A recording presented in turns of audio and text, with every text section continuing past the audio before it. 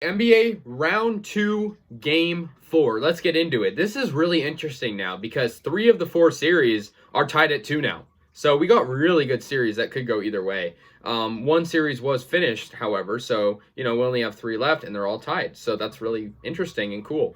So let's get into it. The first one, the Bucks, who were down in this series, came back to tied up 2-2 now with a 107-96 victory. And yeah, the Bucks are a good team, but the problem is Kyrie has an ankle injury, Harden is out, so KD has to lead the team by himself, which is not easy to do when you're playing a team like the Bucks, and the starting lineup is not really performing super well for Brooklyn. So, I kind of feel bad for KD. For those of you who don't know, I'm a huge Kevin Durant fan. He won us 2 championships pretty much. So I feel for him. And he had 28 points in 42 minutes. The highest leading scorer behind him was Kyrie with 11 points, but he only played 17 minutes because he left the game. So, yeah, the Bucks, 34 for Giannis Antetokounmpo, 13 for PJ Tucker, 19 for Chris Middleton, 14 for Drew Holiday, 10 for Bryn Forbes. I mean, I think the Nets are the better team. I just think, the circumstances are not going well. Their luck is really bad right now in terms of where they are with their injuries. So, yeah, 107-96, and like I said, this series is tied 2-2. The Bucks just played consistently well, scoring, pretty much the same amount of points per quarter. Same with the Nets, there's just less points for them. So, yep, that's that one. 107-96 in favor of Milwaukee. Now, the next one is another interesting series, a pretty good one. The Sixers lost to the Hawks in Game 4, 103-100.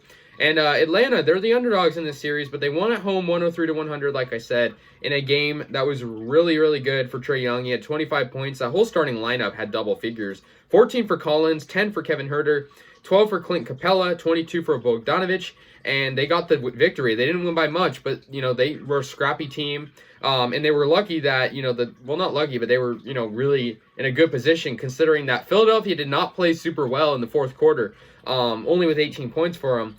And Philadelphia played pretty good in the second, but, they were not able to, capture that win. I think, the Sixers are technically, like, the better team, but I think the Hawks are putting up a good fight and making it interesting.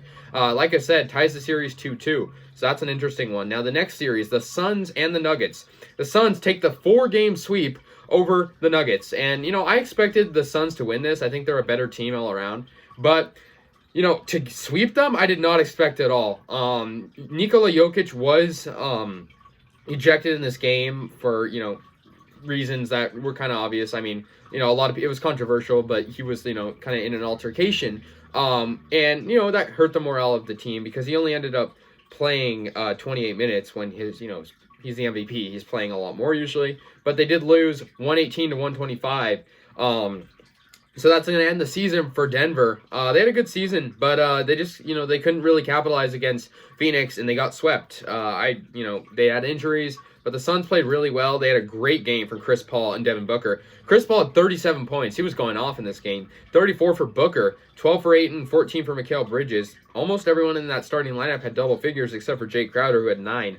For the Nuggets, 20 for Michael Porter, 19 for Monte Morris, 22 for Jokic, and 25 for Will Barton. But yeah, they got swept, and that's going to end their season. Now, the next one is another really interesting series between the Jazz and the Clippers. The Jazz have lost their last 2 games against the Clippers. The Clippers have won their last 2 games. But in this one, Game 4, they tied up the series with a 118-104 victory in a game that was really good for Paul George and Kawhi with 31 points apiece, which is great for them because they're playing the 1 seed, a really, really good team.